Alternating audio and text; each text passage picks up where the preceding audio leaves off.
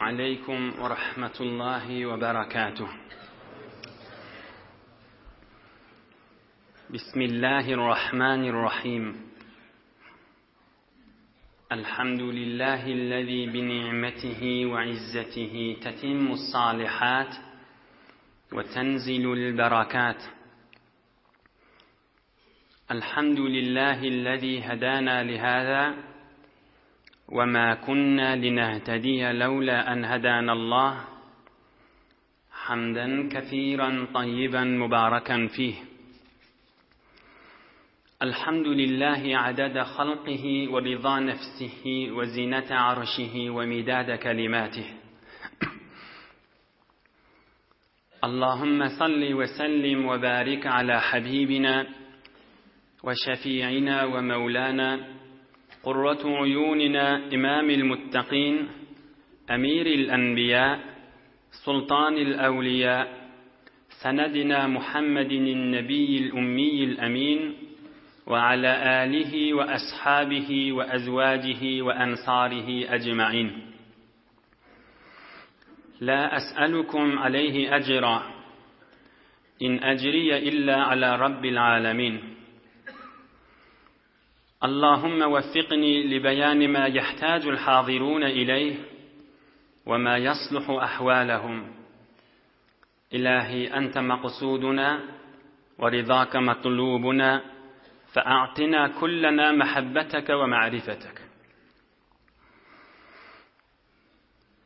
الله تبارك وتعالى هم عن طاعات عبادت لنذي صالح أمل لنذي خدای için oturuşuqlanız ve muhabbetlanız, duaya hayırlanızı lütfu keremi bilen kabul edip de hemmenize iyiliğin içeriğiniz, dost yarınız, kavmu hişiniz, enatanız, oğul gıydınız, dünya ve ahir saadet gününmek, yüze aklık versin inşallah.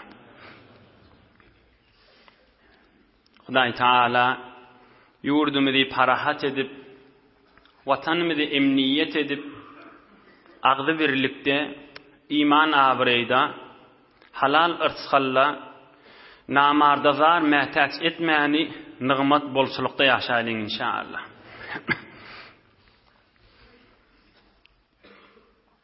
Gözümüzün nuri ve başımızın tacı Muhammed Mustafa sallallahu aleyhi ve baraka ve sellemin mübarek 55. yaşında Mere dayda Allah Teala cihad etmeli ayeti nazil ediyor. Geçen hafta vaad ettik, inniki hafta evvelin Resulullah sallallahu aleyhi ve sellem sahabalar bilen uyuşup tarafta kafir, Mekkan kafirler bilen evvelin bolacak ceng meydanı, savaş meydanı, Bedir urşi İnşallah beyik Allah köklüdüğünden hizmetini de yetirersin. İnşallah bir haftede Bedir urşağaşın, Bedir meydanağaşın çıkacağı mukaddemeleri var. Ama ondan önce, cengden önce, son Bedir urşi Ramazan ayda oluyor. Ama Ramazan aydan önce, Mered ayda Allah Teala cihad etmek ayeti farz etti. Şu mahalleceli 40. yaşta peygamberlik berilipçe, mübarek peygamberimizin yaşı 55. yaşı gelýänçe Allah Teala cihad etmelisin deyip emir etmekti. Ama bir mukaddeme inşallah uzağa çektirmerin yönü himmemizin bitin bilmeli adımız. İş cihad nämişi? Näme hükmen elini kılıç alıp uğramalı, vuruşmalı mı? Näme deyip aytýarlar? İslam näme deyip şemşir bilen, kılıç bilen eve süýüşipdir? Näme bayat döküş bolmalymy? Aya beyik Allah'ın buyruğu şunun üstünde mi? Şu gurrunla nähilli bolýar? İnşallah gowgulagastaq, hawasymyz jem etsek, bir belli gurrun şon bellep gedamaly. We her kimde sorak etse jogabyny aýdagamaly. Bu bir mübhem zat, basrar ýanyk, täzir düşündirmer ýanyk, ýok seň zehninden bir kıyın zat diýer ýaly gurrun dälbi. Cihad gurrunu. Cihad diýdigi Allah Taala'nın yolunda cihad etmeli diýdigi Hudaý Taala Gözümüzün nuru Muhammed Resulullah sallallahu aleyhi ve selleme inniten cihad etmeli diýdigi. İki zat. Cihad etmeli diýdigi, adamlar zorlap musulman, mümin etmeli diýdigi däl. Bu bir belli bir zat. Nähili belli? Bir adamın bokurdogyna pyçak koyup, ya töň koyup, bol sen musulman bolýanyň, men musulman boljakmy? Ya kılıç bilen, şemşir bilen barsaň, musulman boljakmy? Ha, bolýan mena musulman diýer, galbyndan inanmaz. Bir adamı zor bilen musulman etip boljakmy? Bu bir belli zat ki aklyňa adamı zor bilen musulman etip bolmaz. Beter kıssansa näme diýer? Ha, men musulman boldum diýer. Ýüreginden inanmaz da. Biz cihat musulman etmeden çürüyümün gurrunu däl. Cihat diýdigi beýik Allah'ın buyrugy şuň üstünde. Hudaý Taala Resulullah'a emrediye cihat et diýip taýinki iki zatdan çürüyüm. Inheş ikisini mellamal. Her kim şil Allah Taala'nın nurunyň etegine, hidayatynyň etegine, rahmatynyň etegine we Kur'an-ı Kerim'iň buyrugynyň etegine giýjek adam mane tapmaz ýaly. Azat terkim Kur'an'ın buyrugynyň etegine, Resulullah'ın buyrugynyň etegine geljek bolanna öwne geçýän tapylmaly däl. Ine şundan çürüm cihad etmeli. Bir adam dini İslam'ın öwne geçýän bolsa, halk musulman boljak bolany buldurmayan bolsa, Hudaý emrediýär şola bilen cihad etmeli diýip. Ine şuň üstünde. Musulman boljak adamyň öwne geçmeli däl. Musulman boljak adamyň İmanın içine girecek adamın öwne geçilse, Hudaý emrediýär şola bilen cihad edin diýip. Bir. İkincisi, musulmanlar azyryp, musulmanlar imandan çıkarjak millet bolsa, şola bilen cihad etmeli diýär. Taýinki musulmanlary, mümin imanly bendeleri imanyndan azdyrmar ýaly. Inheş iki zat. Cihad kılıç bilen barýanmışdykly, hak görüň, aýdýanmışdykly, İslam dini musulman bolun diýip, Allah'ın buyrugyny giýirin diýip. Olada giýirjek dälise, onna bolun musulman bolun diýmeýänmişdykly. Näme diýänmişdykly? Onna bir adam musulman boljak bolsa öwne geçmeli däl. İslamyň hükmüniň eteginde bolmaly. Özüňi zor bir zatda etjek bolmaly däl. Musulmanlyň başlygyny geňeşip durmaly, ine şundan çürüm cihad edilýär. Barakana zor bilen pyçak koyup, tüfeň koyup, şemşir koyup bir musulman ya kafir edip bolmaz. İman näýanyň galbyň içindedir. Inhe cihadyň gurrunu şuň üstünde. Hulasa Hudaý Taala Peýgamberimiz 55-nji ýaşa gelenni Şaban aýda aýa iberýär. Auzu billahi mineşşeytanirracim. وَقَاتِلُوهُمْ حَتَّى لَا تَكُونَ فِتْنَةٌ وَيَكُونَ الدِّينُ لِلَّهِ فَإِنِ انْتَهَوْا فَلَا عُدْوَانَ إِلَّا عَلَى الظَّالِمِينَ. İnne şu cihat ayeti şu. Manasyny gör. Ey Muhammed Mustafa, ey musulmanlar, kafirle bilen ölüşüň te Hudaýyň dini ýeriň ýüzünde açyk bolup dursun we hüküm fakat beýik Allah'ın bolsun.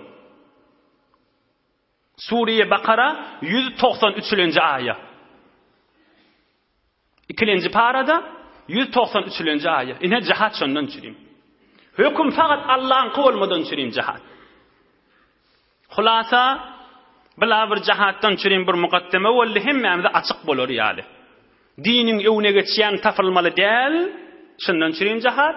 We her kim dine girjek bolsa mane bolmaly däl, we her kimde musulman bolanda şonu azyryan bolmaly däl. Şikratdan çürüm cihat. Ohan Peýgamberimiziň bir aýdan mübarek sözü we sahih hadis. Men mata we lem yaghzu we lem yuhaddis bihi nafsuhu mata ala şu'batin minen nifaq. Hadisun sahih rawahu al-imam Muslim babul imara. Peýgamberimiz aýdypdyr: Ey musulman, ey jawan dost, ey ýaşuly, Resulullah bizden çürüm aýdypdyr. Haýsy bir musulman adam dünýeden geçse we ömrüni bir gezek jihad etmedik bolsa, we jihad etmedik kan, emma iýdi wa bir adam dünýeden geçse we ömrüni bir gezek jihad etmedik bolsa, we lem yuhaddis bihi nefsehu, öz içinden öz keplep bir jihad etsem, men bir diniň öwe gitmegine sebep bolsam da, diniň öwüne geçýärleri aýyrsam da, bir adam musulman boljak bolsa rahat boljamadan çüreyim, men bir diniň ýoluny açyk goýsam da diýipdi, öz içinden hatta şonu da keplemese, şol adamyň bir ýüregine iman ejizlik, bir kafirlik ýuwaş açyk şoň ýüregine badyr şol adamyň diýipdir. Mata ala şu'batin minen nifaq, bir şoň ýüregine inanmasızlyk çalaja başoň ýüregine diýipdir. Yani her kim musulman bolsa jihad eder, jihad etmek kök gelmese de içinden bir kepler. Ahşy dini ewal gitsem, diniň öwüne geçýärler bir ýoluň urundan aýyrsam, her kim Allah'ın buyruğunun etegine, Resulullah'ın buyruğunun etegine gelip verse da, şoň öwüne geçýärler ýoluň urundan aýyrsam da diýip içinden özü de keplemese, hiç bizir zatlaryň pikirini bolmasa, şol adamyň ýüregine bir çala inanmasızlyk baş şol adam diýipdir. Eger dine kamil inanýan bolsa, jihad ederdi, ýoksa da içinden bir keplek galardy. Resulullah'ın sözü daşy. Peygamberimiziň bizden çüreyim, Uluqman aýdan kepiş. To hemi goýy mara dil niz has, dil farazi arş başat neybe past. Sen men aýtýas, we menne de ýüregimma, mende ýüregim Hudaýa inanýa, menne bir pak zat, menne ak ýürek baki diýen, to hemi goýy mara dil niz has, sen aýtýan, hawa menne imanymma diýen, dil farazi arş başat neybe past.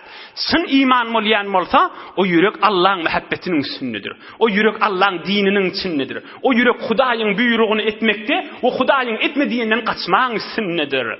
To hemi goýy mara dil niz has, dil farazi arş başat neybe past. Sen imanly ýürek, ol kafirin bernamalaryny gözläp, kafirin gülüp duran ýerini gülüp, kafirin aglap duran ýerini aglap durmaz. Sen musulman adam, mende ýüregimde iman bar ahim diýen adam, kafirin bir haram bejeren zadyna gününü güýmäp geçirmez. Bir wagtda gürrüňden ne çykyp barýan, ýöne bir asasy bilmeli zatlar, jihadyň gürrüňi. Bir wagtda bir musulmanly bir kafir ýurda jihad etmäni barýanna, mu'min musulman bolun, bolmasadyňyz da islamyň hukmynyň eteginde bolun diýip, böyle heýwer gawy artışmışdyk. Ohan Mesihile kafirler özleriniň ulamalaryna geňeşdirler. Ey jawan dost! Ey musulman! Kafirler özleriniň ulamalaryna geňeşdirler. Bir musulmanlyň mujahidleri bir daýawly baran ýerini musulman etip barýar.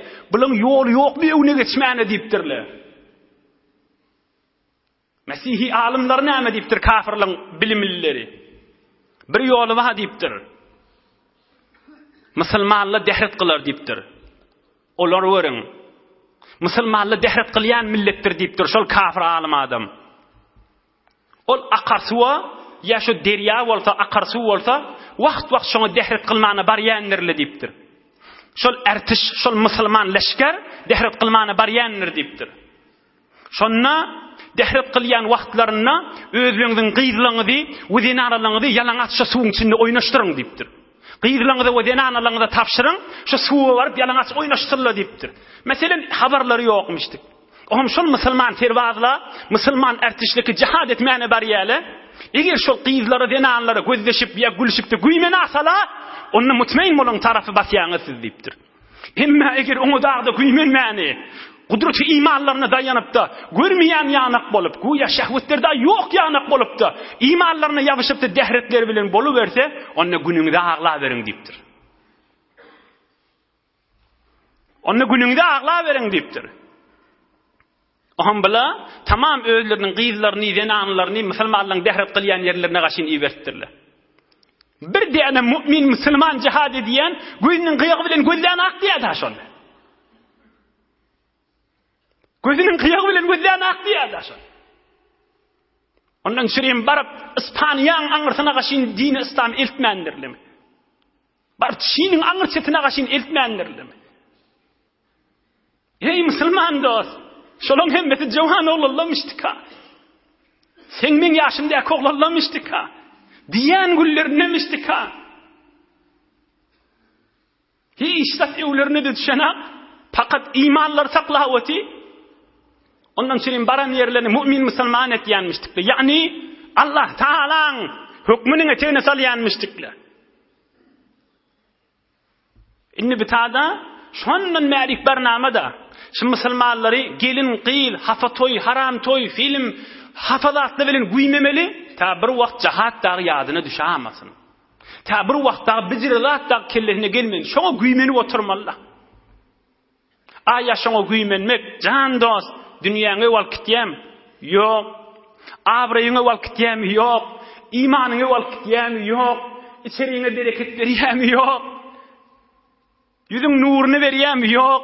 Kabryňa peýdasy barmy, ýok. İmanyňa peýdasy barmy, ýok. Kıyamatyňa peýdasy barmy, ýok. Belki öýden bereket aýryp, hanybadalaryň arasyny dargamaga sebep bolýar. To hemi goyi mera dil niz hast, dil ferazi arş başat neydi past. Dil lip şolara aitmalı. Yankı musulman cihad etýärler wa suwun maşyna dehret kılmana baranda olar gözlemani imanlaryna qaim bolup dehret kılıp da namaz okyp da ey bar Hudaýa arkamyz bol bismillah diýip de ogryýanmışdyklar. Elbetde cihad we şo ýolda giden adamlar halis şehit we şolar cennete barandan soňramda Allahdan dilejekler diýe. Hudaýa bir dünýä iýer bizi öldürüleli şehit bolup, yeni dirileli, yeni öldürüleli, yeni dirileli, yeni öldürüleli. Ey bar Hudaýa diýip dilejekler. Emma Allah Taala hükm etjek, "Yo, men dünýeden geçenden fanam gaýta iýermeýän, cennetde boluberiň" diýjek. Ine cihat gurruňy daşa. Ey bol nämetin içinde, mesligiň içinde, olaň iýerýän barnamalaryna haram zatlary gözläpdi, şoňa hoşlugyny qadyp, hemme zatlar pikirinden çykarmak, werer çekmekdir. Inhe bir muqaddama bolly, Rasulullah sallallahu aleyhi we sellemiň awwelin ulaqan jeng, Bedr jengi, şondan önce Mered aýda beýik Allah Taalaň iýeren aýaty cihad edin kafirler bilen taýinki hukm fakat Allah'ın bolsun diýen zady. Emma Peygamberimiz sallallahu aleyhi we sellem Medine-i Munawwarada sahabalar bilen bolup duqa habar gelýär. Ya Rasulallah, Mekke-i Mukerremeň ulqan bir kerweni Şam şerifden, Şam diýen ýurtdan öwürlüp gelýär. Medine'ye yetip gelýär diýär. Peygamberimiz da iki tane sahabasyny iýerýär, yetin habar alyň çynmy, ýalanmy, ýerden gelýär näme ýagdaý. İki tane daýaw sahabasy gidýärler, ol Şamdan gelýän kerweniň habaryny alýarlar. Görýärler, görseler 1000 diýe, 1000 diýe, üstüde doli, herme diýeli de doli, Mekke-i Mukerremeň kafirlarynyň maly, belki köpsi musulmanlaryň öz maly. Mekkede mallaryny hep gaýtdylar. Zorlap alyp galdylar. 40 nefer dagy şonu saklaýarlar we edafa adam da ýok. Ohan Peygamberimiz sallallahu aleyhi we sellem sahabalarynyň arasyna elam edipdir. Hadihi ayru Qurayş. Fiha amwaluhum fakhruju ilayha. Ey sahabalarym, her kim diyeti ya özi ya atı amada bolsa, ay aňry kiçik, bäri kiçik diýip güýmenmejek bolsa, ýöreň gideýliň diýipdir. Şol kerweniň öwünden çykaýlyň diýipdir. İnşallah Hudaý şon bizden şirim iý berdigidir. Olarda öýlerini jihad etmeli bolsa eder, etmesek de esir eder. Şolaň mallarda bilinki Hudaý bile iý berdi şon diýipdir. Ohan Peygamberimiz sallallahu aleyhi ve sellem bir hükmü edinni sahabalan bir tofara o bil qalsak da boljak diýipdir. Näme üçin? Şon Peygamberimiz hatmen hemmäňe gitmeli diýmändir. 300'den kärräk sahabasy Hazrat Abu Bakr Siddiq, Hazrat Umar Faruq, Hazrat Ali Murtaza we aşa sahabalar hem Mekke-i Mukerreme'den ulul gelin sahabalar Ve hem Medine-i Münevvere'deki sahabalardan 300'den kärrek sahaba Rasulullah sallallahu aleyhi ve sellem menen çykýarlar. Yere Bedir diýen yere gaşyn, kerwan geçip gitjek şeýler. 150 kilometr dağı Medine-i Münevvere'den daşanrak. Aham Peygamberimiz sallallahu aleyhi ve sellem teýýarlananna Ummu Waraka diýen bir daýaw denana barmışdyk. Peygamberimiz de barıp bir gurrun aýtypdyr. Bir kep aýtypdyr. Aw içinde ulaqan derslerde ba ol Ummu Waraka diýen daýaw denana aýdypdyr: "Ya Rasulullah, İzanli fil gazwi ma'aka. Umarridu mardakum. La'alla Allah Teala yarzuquni ash-shahada." Ey Rasulullah, maňa da ejaza ber, men sen iýdiňe düşüp gitjek şu jeňe gaşyn, şol savaşa gaşyn. İçiňizde merizlen bolar. Bir dawa etmäne mätat şeýli bolar. Men bir daýaw denana diýipdir. Bijir zatda elimden gow gelýär diýipdir. Meriz gözlemäge, perestari etmäge, heýwere daýaw denana men diýipdir. Maňa ejaza ber, men iýdiňe düşüp gitjek. Belkim şu taýda bir kafiriň biri bulap durşuna maňa diýip, belkim menne şehit bolaýyn na diýipdir. La'alla Allah Teala yarzuquni ash-shahada. Belkim menne Allah ýoluna jihad etdigim bolsun diýipdir. Ohan Peygamberimiz aýdypdyr: "Qarri fi beytika fa inna Allah Teala yarzuquka ash-shahada." Ey Ummu Waraka, sen öýüňde gal diýipdir. Şon Hudaý Taala sen ihlasyňa görä bir gün şehit boljak sen diýipdir. Şu dünýeden şehit bolup geçjek sen diýipdir. Peygamberimiz oham şu Ummu Warakaň adyna şehide ad takypdyr. Bir şehit eley diýipdir.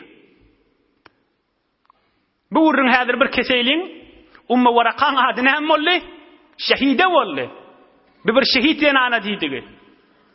Barıp Peygamberimiz dünýeden geçenden soňra Ebu Bekr Siddiq dünýeden geçenden soňra Hazreti Ömer Faruk radıyallahu anhu'nun halafet zamanında bir oğlan menen bir kıyız oğlan, bir erkek oğlan menen bir kıyız oğlan zulmedip yankı şehide diyen zenanani şehid etdiýärler. Oğlan menen kıyız kaçıp gitdiýe, Hazreti Ömer radıyallahu anh tutun şu ikisini diye. Tutup getirellerine fe emara Ömerul Faruk radıyallahu anh bisalbihima ve kâle sadaka Rasulullah sallallahu aleyhi ve sellem. Evvelin Medine'de edam olan ikisini darasın diye. Hazreti Ömerul Faruk radıyallahu anh. O da Peygamberimiz aýdypdy, şu Ummu Warakaň adyna şehide atdakdy, şehit boljagyny o da aýdyp gitdi, Peygamberimiz dogry aýtdy diye. Oham ol Peygamberimiz o da öz zamanyny ona şehide atdyp, soňra bitin musulmanlaryň arasyny Ummu Waraka ady aýrylyp, on adyna şehide diýenmişdikle, şehit denana diýdigi. Ahyrda şehit bolup dünýeden geçip gitdi. Ey mümin musulman da Allah. Ulaqan dersle ýokma işiň içinde. Wagtyky bir denany görüpdir. Awwelin Rasulullah jan 300 sahabasy bilen çykypdy. Fursat diýipdir be. Bir wagt, bir Allah kökläpdi. Inniki meydana çelik galjagy belli däki. Şo muga belli däl şo. Nefsine allanmanlar. Özünün Hudaýy gowurýanlygyny ýüze çykartdyr. Ya Rasulullah, menne gidaýynna diýipdir. Şehit bolmagy gowurýan diýipdir. Oňsoň bir däne üstümde ölüm madämi diýipdir. Goý Allah ýoluna janym çyksyň diýipdir. Ondan çyrim Rasulullah jannada şonu gowuryp, şoň adyna şehide atdypdyr. Ey sen Ummu Warakada sen şehit denana diýipdir. Hatta bu işlegiňi beripdir, sen bir gün şehit bolup gitjek diýipdir. Wagtyň kadryny bilipdir. Fırsatın kadrini bilipdir. Görüpdir, evvelingedek Peygamberimiz çykyp ötýärmi? Bile de barya ay inni köydekde görörna diýmendir. Barakana özüniň muhabbetini ýüze çykartdyr. Aya biz özümizden çyrim ders alaýlyň. Yani ey dostlar, yani men ruhumy Hudaý ýoluna ortaklayan diýdi welýa. Yani men janymy ortaklayan diýdi welýa. Yani men qanymy ortaklayan diýdi welýa. Diniň öwe gitmeginden çyrim. Bir gede kellämde agyrtykmaş dini almadan çyrim. Bir jigirek ilayağımız yadattık mı? Bir jigirek çay suwumuz ep berdik mi? Suw sat tuqaq, açyp tuqaq. Bir jigirek ertilik subhanamız ep berdik mi? Bir jigirek naharımız ep berdik mi? Halis Allah'ın dininden çürüyüm. Bile can ortaqla öti. Hem bilen hanabadası yok mu kan? Bilen oğulgıyız enata erhileyler yok mu kan?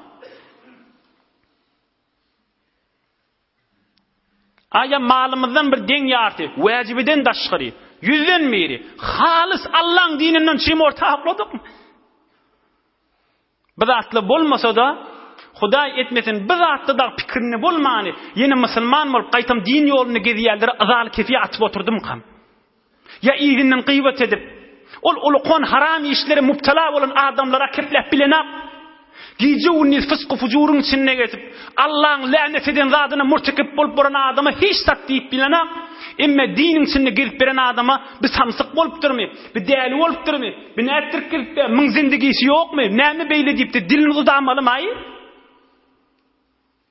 Ol şehidi yanaklı nanalar, canlarını ortaqla vatıyla, özünün qallarını ortaqla vatıyla,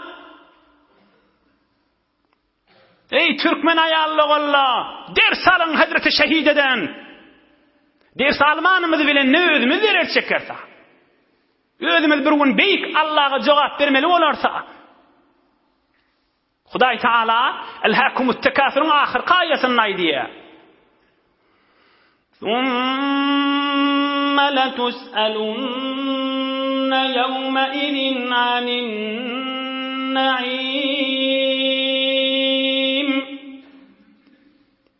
لَتُسْأَلُنَّ hükmen elbette tamam bir nimetlerden soracak deyiptir Huday Teala. Gevhere dide koca fersudi, panci hesra der koca paludi, gözün yerde qo'rtding, nemen o'zlab geçirding ömrüni. Gevhere dide koca fersudi, Huday aytacak kıyamatda, men sana göz verdim yerde şunu çürüttün diyecek. Panci hesra der koca paludi, dil verdim, kulak verdim, el ayak verdim, yerde qo'rtding şulary. Gıybatın içinde, ona bana eziyet vermek mi? Ya beyik Allah'ın rızayetinden çürüyüm sarf ettin mi? Umri khudra derçe payan bordi, qutu kuvvetra derçe fani kardi. Sana bir 10 yaş ömür verdim. 20 yaş ömür verdim, 30 yaş ömür verdim, yerde geçirdim. Men sana can verdim. Sana iyi bir çıkı verdim. Ertilik akşam şamın verdim. Ne ettin şolar cevap ver diyecek Allah Teala.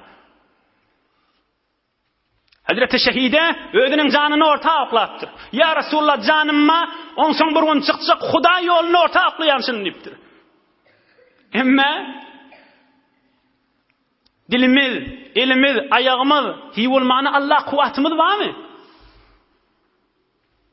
Öz arasında çınnan imanlı kıyızımız, ya gelinimiz, ya ayarlığımız, ya ahunumuz, ya mollamız, ya adançımız, ya her bir guryeski dinin içinde gelip be, ya Allah kuvvetimiz var mı? Ya onun yüzünden gıybat, töhmet, eziyet, özü Kur'an okuyup gelip be, yeni bir zat edaptır deyip, şöyle bir kişicik ayıbının yüzünden gelip, gelişiyen vasılarmışlar.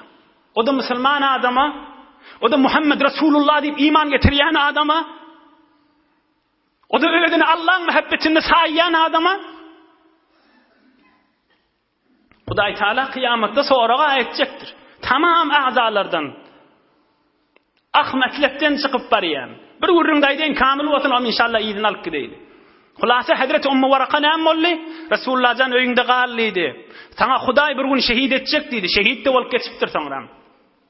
Bir vakt bir teberrik adam, Huday adam, evliya adam, Kur'an-ı Kerim okuyup duranna, o hem Kur'an-ı Kerim okuyup, kucağına alıp, sefeli bilen onun taşına ilap, sağ elinin barmağını Kur'an-ı Kerim'in hatının üstüne koyup, ihlas bilen, aşk bilen, lezzet bilen okuyup bariyanna, o hem özünüz yanak görenin bir aydıptır. Nemi o zahmeti galip okuyan sen deyiptir. Onu o adam aydıptır. Ölüm lezzet alayan, aşk etiyen deyiptir. Gözümü Allah'ın kelamına kaşın iyi veriyotin. Dilim menen Allah'ın kelamını okuyan. Sefelim menen taşına ilavetin ya eteğinde saklayan. Sağ elimde bir kar durmasın, Hudayın kelamının üstünde olsun deyip, hem de vücudum şuna beremde özüm lezzet alýanşyndan diýipdir. Goý hemme men vücudum şu Allah'ın kelamının üstünde aylanyp otursunlar diýipdir. Bilen näzire merde adamlar, bilen nägat imanly adamlar. Bilen nägat mümin musulman adamlar. Tamam vücudum daşından aylansın. Goý kıyamatda elim ýerde geçirdim diýse Allah'ın kelamının üstünde geçirdim diýeýin näme diýipdir. Nämesi taassupşyň, nämesi hoşlukşyň, nämesi bir adamy guur diýmeli. Bir adam haramlarda aşky bolanda o hoşuk diýlenek. Emma Allah'ın kelamının içinde büyük Allah Teala aşkı ve imanı varsa ona değerli, ona samsık, ona nettirip kesip edip yerli yerden ıza vermeli. Hazreti şehide yanıkladı canını ortağıkla ve Resulullah canına ona hoş olup seni şehide deyip at takmalı. İmanlı da Allah. Böyle gurrun bulup kalmasın na. Böyle bir hakikat gurrun. Ey cavan dost, ey Müslüman. Hakikat gurrun lahaşıla. Eyni hoş oturuşumuz hakikat değil mi? Bundan ne beter hakikat bol geçenle atladı aşıla. Emma cengi Bedir, gurrundan çıkıptırın. Peygamberimiz uğrayacak bolanna, şehide diyen denana ecaz alacak bolli, Peygamberimiz de sen öyde galiptir. Aham birine çıkıp bariyaka, Peygamberimiz aydıptır, kim çıkıp kayıttı, men yeke bilecek deyiptir, bana kökedin deyiptir. Tüys başta, tüys farmanda. Hani artistler kökedin bana kim deyiptir, yeke geçirecek deyiptir. Aham görse, Hazreti Ömer'in Abdullah diyen oğlu 12 yaşındaki oğlunun leşkerin içinde diyor. 12 yaşındaki oğlun, Hazreti Burak 12 yaşındaki oğlun, bile de leşkerin içine gittirler. Ya Resulallah bizde gidesimiz geliyor deyiptirler. Bilen enatası yok mu kan? Bilen öl fikrimiz ay diyen ha. Enatası iyi vermeliler diyecek de bilen. Hazreti Ömer'in oğlu öldü de var, 12 yaşındaki oğlu da var. فَاسْتَصْغَرَهُمْ رَسُولُ اللّٰهِ sallallahu aleyhi ve sellem وَرَدَّهُمْ Cahan oğullu siz küçüğül yanı diye uğurlumaydınız da deyiptir. Onlara evlerine kaydıptır. Emma Hazreti Sa'd bir kefay diye. Sa'd kim? Sa'd ibn Abi Waqqas. Ol üç çeftiminden adal geçenler elini kılıç alıp Resulullah canın otoğunun övününü durup Ya Resulallah sen rahat yat. Men qafin ağzını beýrek ödüm aýlanyp gidip ben bir wagt kafirle Yahudiyle sana da azap beramasyn sen keyfetde ýat diýen bir sahaba batdy. Hazreti Sa'd ibn Abi Waqqas radiyallahu an şol bir kefay diye. Bedir jengine gaşyn ogramyzda Umayr diýen dogonjugym mady 16 ýaşynda. Okuyayn bir teberrük gurrüňi. Ra'aytu akhi Umayran yatawara Peygamberimize yeke sahabalar geçirip öti qala. Ol 12 yaşındaki Hazreti Ömer'in oğlu ve Burak diyen sahaban Peygamberimizde qawdi. Görsem 16 yaşındaki Umayr diyen doğunum bu kunye ertişin içeğinde adamların arasını bukunup duranmıştık. Fakultu ma laka ya akhi. Aytdım ey doğuncuğum näme bukunyan deyip 30 yaşındaki Sa'd ibn Abi Waqqas 16 yaşındaki kiçi ballısına inisini doğuncuğuna aydı ötiya. Doğuncuğum näme bukunyan deyiptir. Oham ol Umayr 16 yaşındaki aydıptır. Akhafu en yestasghirani Resulullah sallallahu aleyhi ve sellem feyeruddeni ve ana uhibbul khuruca la'alla Allah Teala yarzuquni eş-şehade. Bu kunyanım deyiptir, Peygamberimiz meni görüp, ey senni kiçi bolýan deyip, meni qawarmy qadip qorkyan deyiptir. Peygamberimizin gözünden gaçyp ötýän deyiptir. Meni görmesin, meni Resulullah arka bolup gidesim gelýär, qalasym gelenok deyiptir. Şehit bolasym gelýär, janym beresim gelýär deyiptir. Oham Peygamberimize habar beripdirler, ahir görüpdir. Umayr gelipdir. Sen yaşın kiçi bolýar deyipdir, öwürliýdiňe deyipdir. وَلَمَّا عَلِمَ صَلَّى اللّٰهُ عَلَيْهِ وَسَلَّمْ بِهِ رَدَّهُ فَبَكَى فَأَجَازَهُ Am ýylyny öwürliýände Umayr elini ýüzüne tutup ağlamaga durupdyr. Gidesim gelýär ya Resulallah deyipdir. Peygamberimiz aýtdyr, bolýar gidagy biz bilen deyipdir. Sana ejaza deyipdir. Ey 16 ýaşyndaky oglan gözünden ýaş akdyryp ağlamaly, men jengden galym deyip, men Resulullah'dan galym deyip, O da haýsyjyň, gitseňiz gidagan, galsaňyz galagan diýen gurrun içinde. Özüňiz bilýäňiz diýeniň içinde, hatmen her kim gitmeli diýen aka. Fabaka faajazahu sallallahu aleyhi ve sellem. Ağlamağa durupdyr. Peýgamberimiz bolýa öwrülgelaga diýipdir. Ey bilen en atasy nähili terbiyet beripdirler oglanlaryny. Ey en atala, ey musulman en atala, ey mümin en atala. Bile ogulgylar nähili imanyň içinde terbiyet beripdirler. Bile nähili Allah'ın muhabbetini terbiyet beripdirler. Bile nähili ölüngden soňra musulman adam jennete gaşşaklygyny düşündiripdirler. Adam dünýeden geçenden soňra musulman bolsa, Hudaýyň ışkyna bolsa, gönje jennete barjagyny bilere düşündiripdirler. Balyga bolýançala zähmetlerini çekipdirler. Balyga bolandan soňra öz hukmy özüne bolar diýip. Ýygyny dogaçy bolup galapdyrlar. Beýtirip oglan ýaşynda şeýdi wetila. Ey enatala. Aya ogul gyýdymyda, muňsyny kandurmaýyn. Aya ogul gyýdymyda sadaja görüň. Ay men diniň zadyny öwretsem ogul gyýdym däliýer, dinden zede bolar, ýa bir zat bolar gurrüňi häzir goýaýlyň. Şu gurrüň bir kulak assyn, belkim tamam enatalary eşitilsin naşy gurrüň. Ey enata, aya ogul gyýdyňa Rabbim Allah diýip tanıtdyňmy?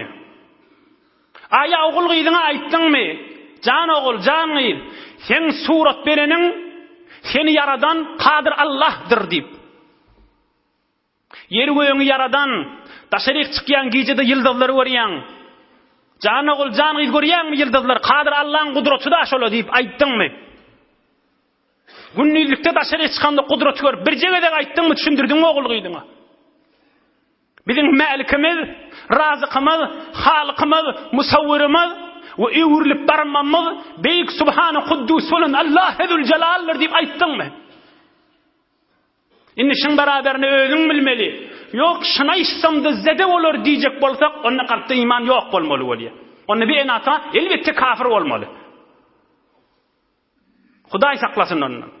Yani Hudaýa aýtmaly ogul gyýdyň ýanyna, Rabbim Allah diýip tanıtmaly. Tanıtmalıdır. Bir jawan oglandan biri öz ýanymda gelip näme diýär? Ey enatala. Ey enatala. Dostlamyň birine aýtdym diýe, dädesi merhum bolupdy. Haýsy dädelerden? Ogul gyýdyna din öwretmeler dädelerden. Dädesi merhum bolupdy. Ohan men aýtdym diýe, ýür gideýli gabristana, alhamdulillah huvallahu okuyur. Ruhun şad eder, seni dädem ruhun şad edersin diýemde.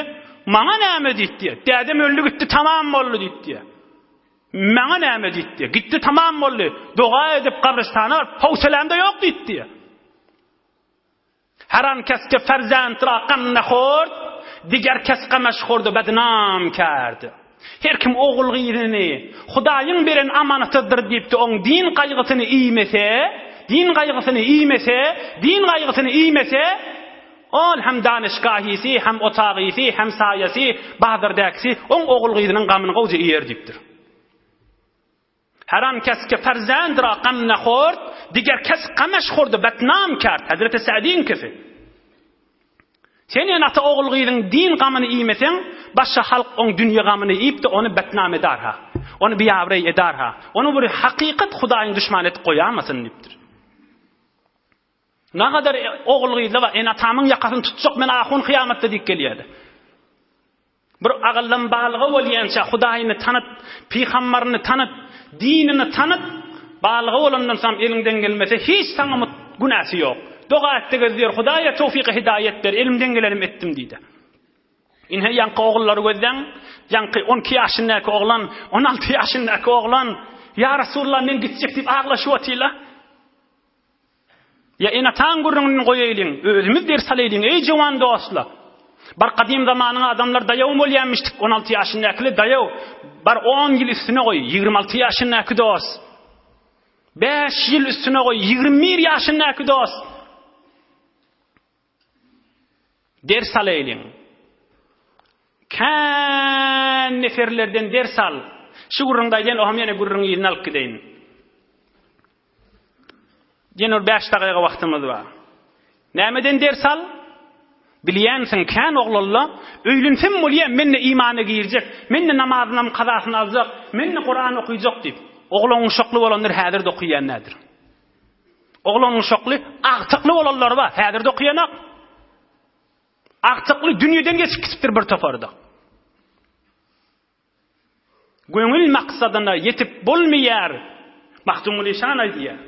Dünýäge doýmak ýok, ýene ber diýer, göňül maksadyna yetip bolmaýar. Ay bir gün ýüregim köşýär, bir gün ýüregim durar. Ha, inni bollu da sen kän dünýä ýortyň, inni dur diýer, onna puş tamaňda bolamasyn.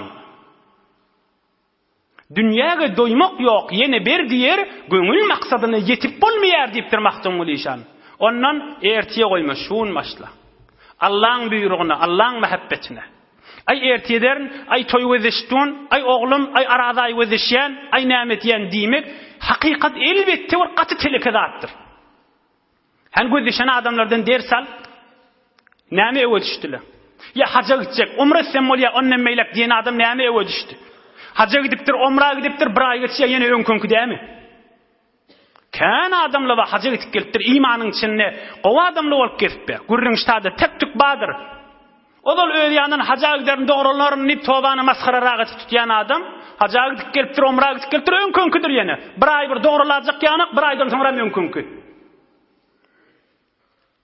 Ertiýe goýjak, bir güne goýjak, palandady goýjak diýme. Şuun maşla. Ýanky sahabalardan ders al 12 ýaşyndaky oglanlardan. Öýleme de aýdýan 16 ýaşyndaky sahabany gözi, gözinden ýaşakdyr Resulullahdan galyp biljekkä diýip ýygyna düşküşin gözi. Emma şu taada ýene bir gurrun aýdyn inşallah gysgaça edip tamam ederim. Aňyrty 8 dagyga. Ohum Peygamberimiz ograp barýanyň gurrundagyny. Ummu Warakany goýdy gallydy. 12 ýaşyndaky oglanlary da gallydy. 16 ýaşyndaky oglana ýördüýdi. Bir heýwir daýaw pehliwan kafir barmyşdyk. Musulmanlaryň leşkerine goşulyp menne gitjek diýipdir. Oham musulmanlarda maňa begenipdir. Gulatyň heýwir ulukan görürüm. Musulmanlar maňa begenipdir. Bir kafir de bolsa gelle aramyda. Bir daýaw oglan bir daha gelse bize kän kömek bolar diýip. Peygamberimiz elam edipdir. La yashadna illa man kana ala dinina. Musulman bolmadyk adam girmesin meň leşkerimiň içine diýipdir. O kafir menne gidaýyn na diýipdir. Näme diýip gitjek bolýa? Şi Medine tässüp edip ýöne taýfa owadyş diýip gitjek bolýa. İmany ýok ýoksa. Barıp Mekkeli bilen urşmaly bolanda öýl qany gyzyp gitjek bolýa-da. Musulmançylykdan üçin dinden çürüm däl. Oham Peygamberimiz aýtdyr: "Irji'." Öwrilipdir, kafirden men kömek almaýan diýipdir. Zarur bolmasa Rasulullahdan kömek almaýanmyşdy. Ol Mekke'den Medine'ye gelende bir kafirden kömek aldy, zarur bolan ýerde. Zarur bolmany musulmanlygyň bir ýanyk bolsun akdamaryn gallypdyr. Fatakarraratil muhawala. Oham ol hey öwriläpdir. Menne gidaýynna diýipdir. Peygamberimiz öwrilipdir, ýüzi görmändir. Ýene gidaýynna diýipdir, öwrilipdir. Pehliwan adammyşdy o kafir. Öwrilipdir. Üçüncü gede Peygamberimiz aýdypdyr. Tu'minu billahi ta'ala we rasulihi? Qala na'am fa aslam waltahaqa. Barakallah. Musulman boljakmy diýipdir. Allah iman getirjekmi diýipdir. Rasulullah iman getirjekmi diýipdir. Hawa diýipdir. Kelime-i şahadat aýdypdyr. Beferma gellipdir. Musulman bolupdyr, girinmi diýipdir. Ey bir nagat kudret gurrun. Wagtiki odal kalbyna nejasat bady. Kafirlik bady, hafa bady. Hafany aýyrdy. Kalbyny iman bilen awadyllady. Kalbyny Allah'ın muhabbeti bilen awadyllady. Tawhid bilen awadyllady. La ilahe illallah aýtdy. Resulullah'dan yakynyna getirdi. Ödüniň goşunyň biri etdi. Ondan aňyrda ýok gelme aňrak diýeti. Dünya ahir şihillidir. Şu dert alma. Dünya ahir şitýüslidir. Ey musulman, ey jawan dost, biz billi bolýa adam ne kadar özünden haram zatlary daşaltsa, ne kadar özünün kalbini paklese, el ayak göz kulagyny paklese, ol adam Allah'ın muhabbetine yakin ve cennette de Resulullah yakin bolacakmış. Yani nalanak Müslüman olana inni gelaga diyorti. Adam ne kadar göz kulağı el ayağı günahdan dolu olsa Resulullah'dan daşwalyanha. Ertiye koyma, bir güne koyma. Bir belli bir haram günahdat bolsa, ay falan wagt ömrüm günahda geçti, men naumid bizirdatlar, naumid şeytandır. Naumid şeytandır, naumid şeytandır. Türkmen aytýamly. Şundan Allah'ın muhabbetine yapış. Ertiye koyma. Näme üçin? Yaxşı işini ýadygarlyk al. Bir haram işi Hudaý üçin terk etmek keramatdır ha. Günahını terk etmeň adyna näme diýäler? Tamam ewliýalar aýdýar. Bir günahını terk etmek keramatdır. Keramat diýen ewliýa adamlarda bolýandyr. Bir wagtda Kıskaçıga dep aýdaýyn. Cüneyd diýen bir ewliýa geçipdir da, Cüneyd Bagdadi diýen kadim ewliýalardan. Oň bir sofasy mollası varmış da. Ol aýdypdyr, 10 ýyllap ýanyna gedenden soňra, ey pirim diýipdir. Men inni aýrylşak sen ýanyňda boljak däl diýipdir. Näme diýipdir oda? Men 10 ýyllap sen ýanyňda geldim, bir gede keramat görmedim senden diýipdir. Bir göýüňe uçup duranyň görmedim, bir Mekke barakana geleniň görmedim. Bir gaýplerden habar berýäniň, bir ewliýalardan eşitilýän keramatlardan ma Hudaý saňa bir gengen keramatlary berenak diýipdir. Ohan men diýipdir gitjeksen ýanyňdan diýipdir. Hey keramatly ewliýalaryň ýanyna barjak diýipdir. Am Hazreti Cüneyd Bagdadi çekipdir. Ey mollam, ey sofim diýipdir. 10 ýylyň içinde haram iş etip girip berenim gördüňmü diýipdir. Ýok diýipdir.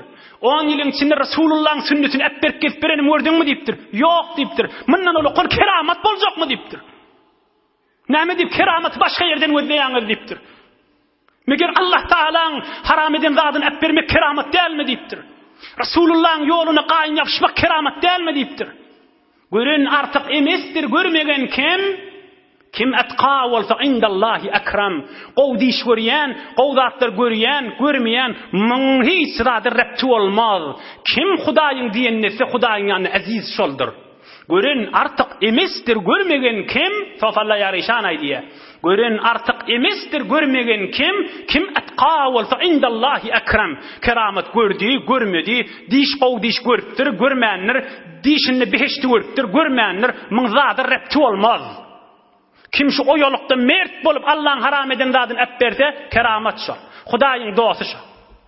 Biz ey jowan dost. Ine bilerden ders alayly. Resulullah jan kafir bolupdyr, gidaňrak diýipdir. Musulman bolupdyr, bärik gelipdir. Ýan zadyny alypdyr.